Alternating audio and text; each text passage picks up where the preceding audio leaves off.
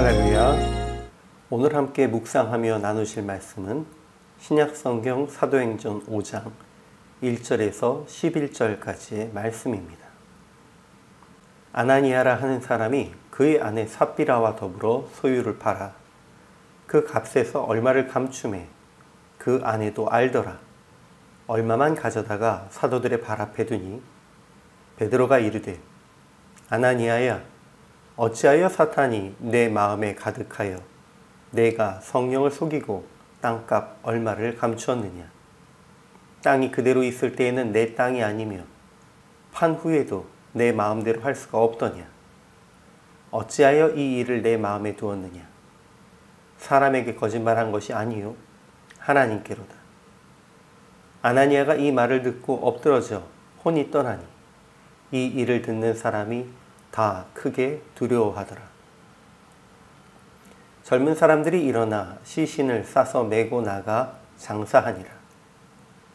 3시간쯤 지나 그의 아내가 그 일어난 일을 알지 못하고 들어오니 베드로가 이르되 그 땅 판 값이 이것뿐이냐 내게 말하라 하니 이르되 예 이것뿐이라 하더라.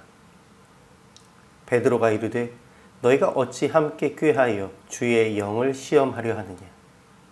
보라, 내 남편을 장사하고 오는 사람들의 발이 문 앞에 이르렀으니 또 너를 메어 내가리라 하니 곧 그가 베드로의 발 앞에 엎드러져 혼이 떠나는지라.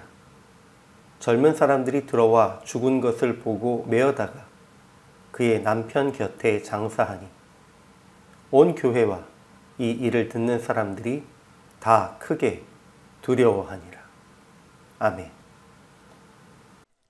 근데 사실은요, 여러분, 오늘 우리가 5장 1절부터 11절을 읽었는데 이 본문의 내용을 이해하기 위해서는 앞서 사도행전 4장의 내용을 우리가 먼저 생각할 필요가 있습니다.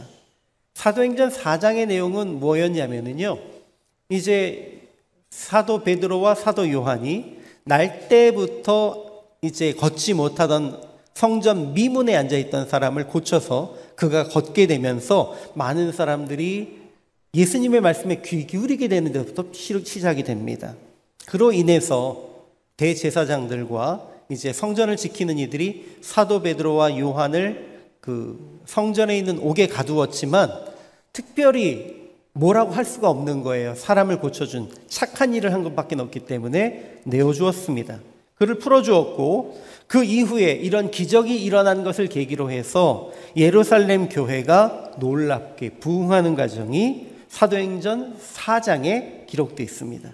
그런데 32절 이후에는 어떤 내용이 기록되어 있느냐면요, 이때 믿는 무리들이 한 마음과 한 뜻이 되어서 모든 물건을 서로 통용했다. 그래서 자기 재물을 조금이라도 내 것이라고 말하는 사람이 없었고 이때에 밭과 집이 있는 이들은 그것을 팔아서 판 값을 가져다가 사도들 앞에 두고 필요에 따라 나누어 주게 했다라고 하는 그때 당시의 상황이 기록되어 있습니다. 그러면서 이 마지막 부분에 딱 아주 정확하게 한 사람의 이름이 명시되어 있습니다. 그리고 구브로 출신의 바나바가 밭을 팔아서 그 값을 사도들 발 앞에 두었다. 많은 사람들이 이렇게 행동을 했는 것이 앞에 있거든요. 그런데 굳이 콕 집어서 구브로 출신 바나바가 그들 중에서 자기의 밭을 팔아서 그 값을 사도들 앞에 두었다라고 기록한 이유는 무엇일까요? 당시 예루살렘 교회 안에서 바나바의 이름이 존경받는 이름으로 그들 가운데 불려지고 있었다라는 이야기입니다. 그리고 이어서 오늘 읽은 사도행전 5장의 본문이 이어집니다. 1절과 2절 말씀 잠깐 보여주시면은요, 아나니아라 하는 사람이 그의 아내 삽비라와 더불어 소유를 팔아. 바나바가 이렇게 해서 이 일을 했던 이유가 이후에 바로 연결됩니다. 아나니아라 하는 사람이 그의 아내 삽비라와 더불어 소유를 팔아 그 값에서 얼마를 감춤해 그 아내도 알더라. 얼마만 가져다가 사도들의 발 앞에 두니. 이게 다 정확하게 얼마를 팔았다는 내용은 없어요. 전부 팔았다는 개념도 없고요. 그저 그냥 자기의 소유를 팔았습니다. 그 값에서 얼마는 감췄어요. 얼마나 감췄는지 저도 모르죠. 30%를 감출 수도 있고 50%를 감출 수도 있고 70%를 감출 수도 있습니다. 감춘 금액이 얼마인지는 모르지만 중요한 것은 아나니아도 알고 아내도 아는데 얼마만 가져다가 사도들 발 앞에 두었습니다. 근데 3절에 보니까 베드로가 이르되 아나니아야 어찌하여 사단이 내 마음에 가득하여 내가 성령을 속이고 땅값 얼마를 감추었느냐 라고 얘기합니다. 여러분, 이것은 성경에 기록은 안 돼 있지만 분명히 이 이야기는 있는 것입니다. 베드로님, 사도님, 제가 제 땅 판 값을 전부 가져왔습니다 라고는 얘기했다라는 것입니다. 그거 다 갖고 온 거예요 라고 얘기 안 했는데 땅값 얼마를 감추었다고 문제를 삼으면 베드로에게 문제가 있는 것이겠죠. 즉 아나니아와 삽비라는 얼마를 감추었지만 얼마를 감추었다고 밝히지 않고 이게 답니다 라고 하면서 자기들의 헌신을 강조하고 자랑하려 했습니다. 그러니까 베드로가 여기에 대해서 이게 정말 진짜야? 다야? 아니잖아 라고 얘기하고 있습니다. 그렇다면 우리는 여기에서 아나니아와 삽비라가 왜 밭을 팔았는지 그리고 왜 그들이 감추었는지에 대해서 분명하게 4장과 연결해서 알 수 있습니다. 그들이 밭을 팔아서 가져온 이유는 정말 헌신하는 마음보다는 우리도 바나바처럼 존경받고 싶어 라고 하는 의지가 강했다는 것입니다. 헌신하고자 하는 마음도 있었겠으나 그것보다는 다른 사람의 존경받음에 대해서 우리도 존경받고 싶다라고 하는 무언가 그 사람들을 질투하는 마음, 나도 그렇게 되고 싶다라고 하는 마음이 앞섰다라는 것이죠. 근데 이렇게 마음이 앞서다 보니 실질적으로는 물질에 대한 욕심을 내려놓지는 못한 거예요. 그러니까 일부는 감출 수밖에 없었던 거죠. 사도 베드로가 이 모든 상황을 성령의 감동 안에서 꿰뚫어 보고 말한 겁니다. 여러분, 그렇다면 여기서 중요한 것은 아나니아와 삽비라가 행한 이 일이 겉으로 보기에는 선한 행위, 아주 큰 헌신을 한 것 같습니다. 예, 솔직히 물질적으로 보면 적은 헌신을 한 건 아닐 것입니다. 그런데 그들의 마음은 공동체 안에 위선이 퍼지도록 시도하는 사탄의 마음이 가득했다는 것입니다. 사도 베드로가 얘기하지 않습니까? 3절에서 어찌하여 사탄이 내 마음에 가득하였느냐. 사도 베드로는 꿰뚫어 봤습니다. 이거 사탄이 네 마음속에 있어서 조정한 거야. 사탄이 왜 그들의 마음속에 들어가서 조절했겠습니까? 위선함, 그리고 하나님의 공동체가 이 위선으로 통해서 변질될 수 있도록 유혹했다라는 것입니다. 예수님께서 가장 경계하셨던 것이 무엇이죠? 바리새인들과 유대인들의 위선입니다. 그들을 향해서 말씀하신 것이 무엇입니까? 너희의 위선이 마치 회칠한 무덤 같다라고 말씀하셨지 않습니까? 예수님께서 그들에 대해서 가장 질책하셨던 것 중에 하나가 무엇입니까? 부모님께 드려야 할 모든 물건을 가지고 하나님께 제물로 바쳤으면 이걸로 다 되었다라고 하면서 너희가 부모님을 오히려 경배하지 않지 않느냐, 부모님을 섬기지 않지 않느냐라고 하면서 책망하셨거든요. 하나님께서 이 마음들을 알고 계셨기 때문에 그 마음이 공동체 안에 퍼져나가지 않도록 하기 위해 믿음의 공동체가 하나님을 속이는 공동체, 마치 구약의 유대인들, 예수님께서 회개하라고 말씀하셨던 신약시대 유대인들의 공동체처럼 다시 돌아가지 않도록 하기 위해서 하나님은 여기에서 아주 강력하게 징계하실 수밖에 없었다라는 것입니다. 그리고 3시간쯤 지난 후에 이 모든 일에 대해서 알지 못하는 삽비라가 다시 왔다고 얘기되어 있습니다. 그리고 베드로는 8절에서 다시 이렇게 얘기합니다. 그 땅판 값이 이것뿐이냐? 내게 말하라. 뭐 한 거죠? 너도 죽을래? 라고 한 것입니까? 아닙니다. 회개하면 살 수 있는 기회를 주신 겁니다. 너 이거 정말이야? 한번 얘기해봐. 하지만 삽비라도 얘기합니다. 예, 이것뿐입니다. 하나님께서는 베드로를 통해서 돌이킬 기회를 주셨지만 삽비라의 마음속에는 위선과 거짓이 여전히 가득했습니다. 다른 말로 사탄이 가득했다라는 것입니다. 그래서 베드로가 주의 영을 시험하려 했구나 너희가 이렇게 꾸짖을 때에 삽비라의 영도 떠나가서 죽게 됩니다. 이 사건은요, 초대교회 안에서도 교훈이 됐습니다. 그래서 이 이야기를 들은 모든 사람들이 두려워했다라고 분명하게 기록되어 있습니다. 그리고 이것이 말로써 전승이 되었을 뿐만 아니라 이렇게 사도행전 안에 기록이 되면서 하나님의 교회 안에 초대교회로부터 지금 2000년이 지난 이 시간까지도 큰 교훈이 되고 있습니다. 표면적으로만 보면 그냥 흔한 일반적인 권선징악으로도 볼 수 있습니다. 여러분, 이 구조가 좀 비슷한 게 뭐가 있냐면요, 우리가 잘 알고 있는 흥부전의 내용입니다. 가난하게 살던 흥부는 둥지에서 떨어져서 다리가 부러진 제비의 다리를 고쳐줬습니다. 그 제비가 돌아가서 1년 만에 박씨를 물고 왔는데 그걸 키웠더니 그 안에서 금은 보화가 나와서 부자가 됐습니다. 이에 이 동생 흥부를 시기하였던 놀부는 어떻게 했습니까? 제비가 떨어지는 걸 기다리는데 떨어지질 않아서 손으로 갖다가 제비를 떨어뜨려서 일부러 다리를 분지르고 일부러 그 분지른 다리를 고쳐준 다음에 날려보냈습니다. 그리고 1년 후에 그 제비도 박씨를 물고 왔는데 다 아시다시피 그 박씨 안에서 나왔던 거렁뱅이나 도깨비 등에게 모든 재산을 빼앗겼습니다. 그러니까 남이 하니까 나도 한다, 부러워서 나도 해야 되겠다 라고 하는 마음으로 착한 일을 흉내내면 그 결과는 참담한 거다라고, 성경이 아니고요, 일반적인 사람들도 그렇게 얘기를 하고 있습니다. 뭐 따라해봐야 그 따라하는 것은 정말 착한 일은 아니야 라는 것이죠.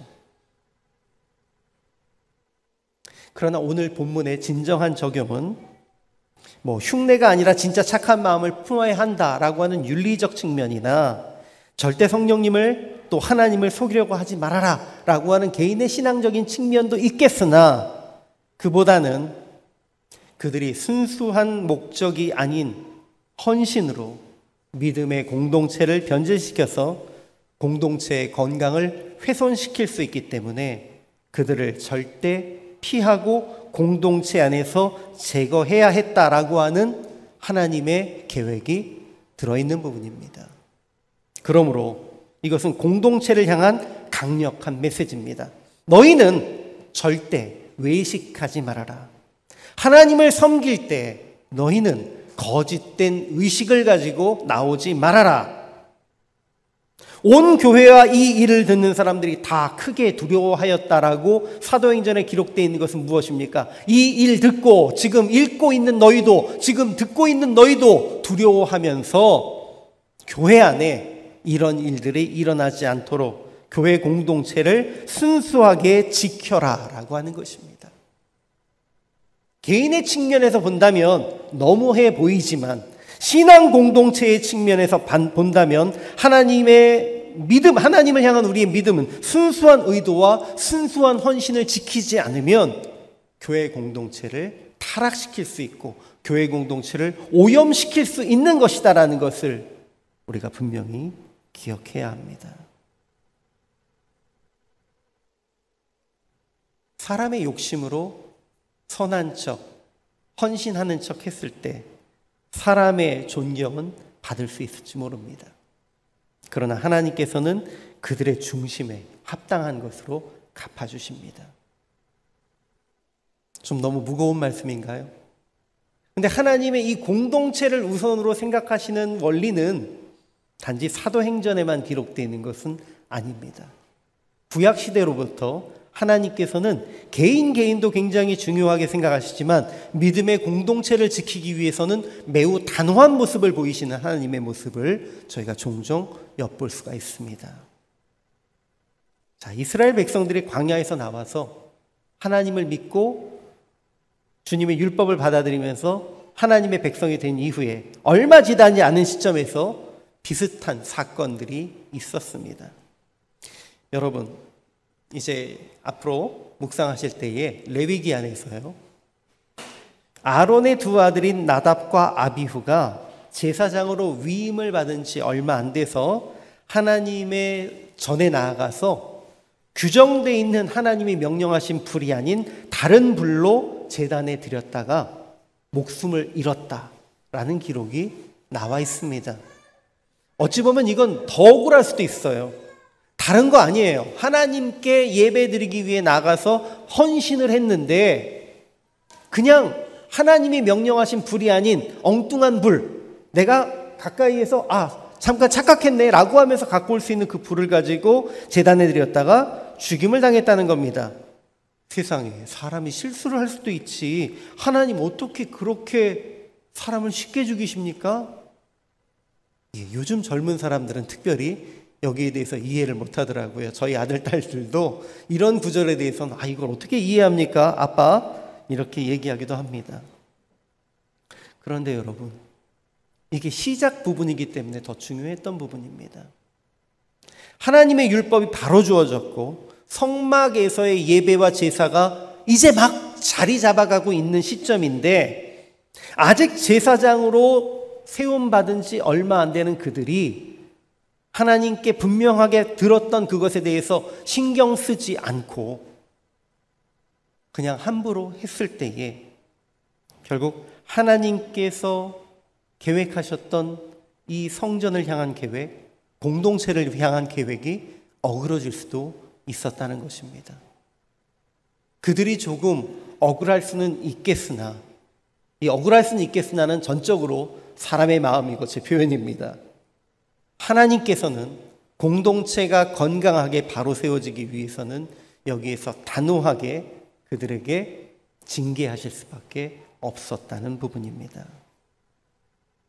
하나님은 절대적으로 하나님 명령에 순종해야 한다라는 예배의 원리, 제사의 원리를 공동체에 분명하게 드러내기 위해서 이렇게 행동하셨던 것입니다. 때론 하나님께서 공동체의 건강을 위해서 육체적인 건강입니다. 굉장히 세밀한 규례를 주셨던 것도 알 수 있습니다.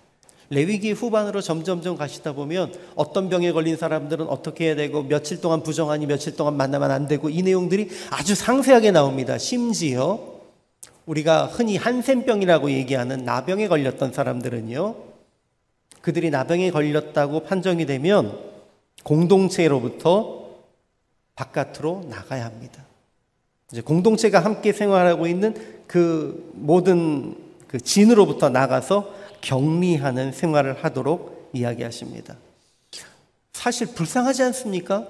병에 걸린 것도 억울한데 이렇게까지 해야 됩니까? 라고 하는 생각들을 많이 합니다.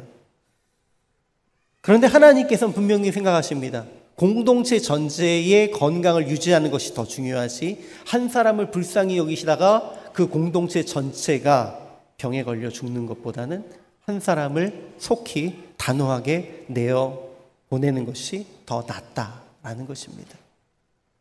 여러분, 사실 이 부분은요, 지금 아무리 얘기해도 이해가 잘 안 가실 수 있어요. 하지만 여러분들 지금은 이제 이해하실 수 있어요. 2020년 전과 2020년 후에 이 본문에 대한 이해는 완전히 달라졌습니다. 2020년 전에는 그래도 그렇지 라는 마음이 있었다면 2020년 코로나의 모든 상황을 겪은 후에는 맞아, 그렇게 해야 되는 거였어 라고 이해하게 된다는 것입니다. 하나님께서 이스라엘 안에서 범죄한 사람들, 질병이 있는 사람들을 단호하게 분리하시고 격리하도록 하시는 이 이유는 하나님의 공동체를 지켜야 한다라고 하는 원리가 더 강하셨기 때문입니다. 그럼 여기에서 여러분들은 조금 지금 혼란 속에 빠지실 수 있습니다. 왜냐하면 하나님의 공동체는 아프고 연약한 이들을 돌보고 감싸주어야 하는 것 아닙니까? 이게 하나님의 공동체 아닙니까? 라고 질문하실 수 있기 때문입니다. 그리고 여러분들 중에서 마태복음 13장의 가라지 비유를 생각하시면서 근데요, 하나님께서 그 밭에 가라지와 곡식이 잘 함께 자랐을 때 그것 그냥 두라고 하셨잖아요.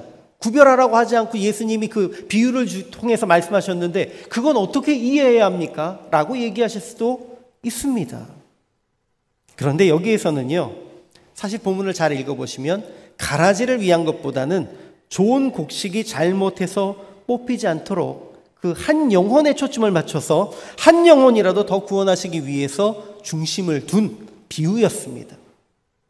그리고 예수님께서 비유하셨던 내용 중에 오늘 하나님께서 말씀하신 것보다 더 심각하게 말씀하신 것이 마태복음 18장에 있습니다. 예수님께서는 이렇게 말씀하십니다. 만약에 실족하게 하는 사람이 있으면 그 실족하게 하는 사람에게는 화가 있을 건데 손이나 발이 범죄하게 하면 찍어내버려라. 눈이 범죄하게 하면 그 눈을 빼어서 버려라 라고 말씀하셨습니다. 여기에서 손과 발이나 눈이라고 하는 것은 한 개인의 실제적인 손과 발, 눈이 아니고요, 공동체 안에 있는 우리 지체를 얘기합니다. 실족하게 하는 지체가 있으면 그 지체를 잘라서 내어버려라. 공동체를 향해서, 하나님의 몸된 공동체, 교회를 위해서 실족하게 하는, 잘못된 행동을 하는, 범죄하는, 또 병들어 있는 이런 이들은 속히 제거하라. 이것이 바로 예수님께서 우리에게 주신 말씀입니다. 하나님은 우리 믿음의 사람 한 사람을 사랑하십니다. 그렇기 때문에 믿음의 공동체를 지키셔야 하고, 때로는 아파도 공동체 전체를 위해서 찍어 던져야 함도 아십니다. 이것이 하나님의 마음입니다. 하나님이 마음이 아프지 않으시거나 하나님이 그들을 아끼지 아니하심이 아닙니다. 하나님 앞에 돌아와서 내가 하나님의 백성 되었습니다 라고 얘기하면서도 온전히 변화되지 못하고 공동체를 계속 괴롭히고 공동체를 변질시키려 하는 이들에 대해서 하나님께서는 아주 단호하게 정리할 것을 요청하신 것입니다. 그런데요, 목사의 입장에서 하기 참 쉬운 일은 아닙니다. 그리고 이렇게 되면 교회 공동체가 굉장히 은혜가 없어지는 것도 사실입니다.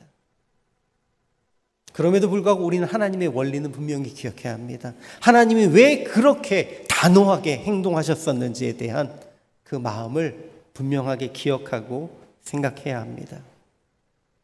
마지막 제가 사역 중에 겪었던 고민을 한 가지 나누어 드리면서 말씀을 마무리하려고 합니다.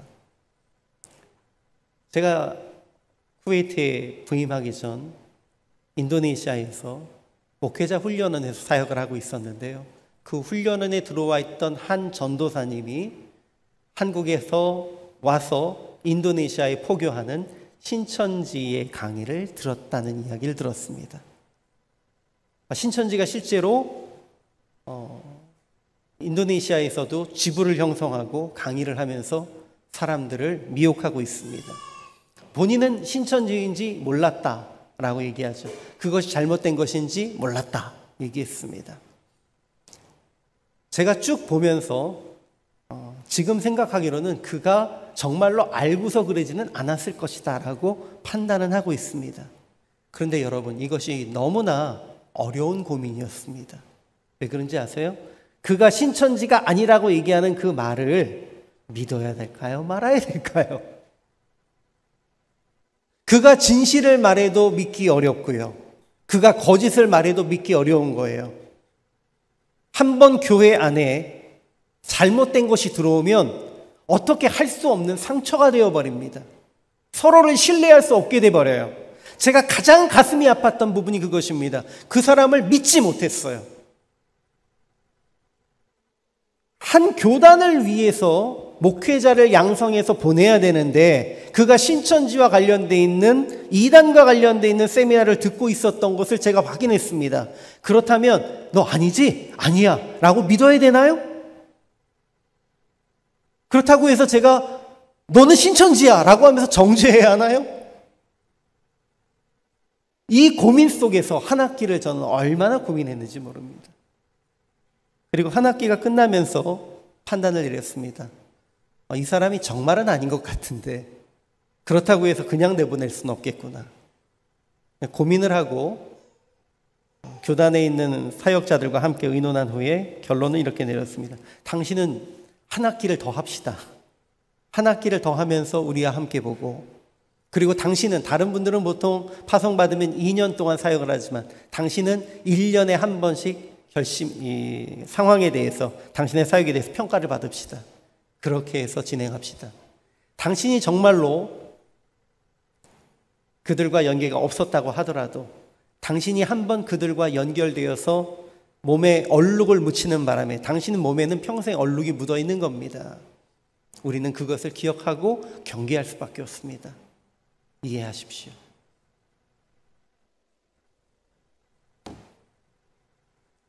여러분, 하나님이 우리에게 이렇게 단호하게 행동하셨던 이유는 단 한 가지뿐입니다. 하나님의 공동체는 정결하게, 하나님의 공동체는 얼룩이 묻지 않게, 하나님의 공동체는 순수하게 지키기를 원하셨기 때문입니다. 우리가 이 노력을 해 나가야 합니다. 그러나 이 노력을 그냥 단호하게만 해서는 교회가 될 수 없습니다. 그래서 예수님께서도 이중적인 말씀을 비유 속에서 하시지 않았겠습니까? 우리 또한 이 두 가지를 다 기억해야 됩니다. 분명하게 악한 것에 대해서는 단호하게 대응하되, 그러나 우리 안에 있었던 공동체의 한 사람을 어떻게 우리가 바라볼 것인가, 이 부분을 잘 고민하고 교회를 함께 세워갈 수 있길 소망합니다. 이제 우리가 교회를 다시 한번 새롭게 일으켜가는 시점입니다. 이 시점에서 하나님의 말씀이 우리 가운데 분명한 기준으로서 명확하게 세워지되, 그러나 그 안에 정말 서로를 향한 사랑 가운데 우리가 어떻게 주님 나라를 세워갈지, 이 교회를 세워갈지 고민하며 주님 앞에 나아가는 우리가 될 수 있길 소망합니다.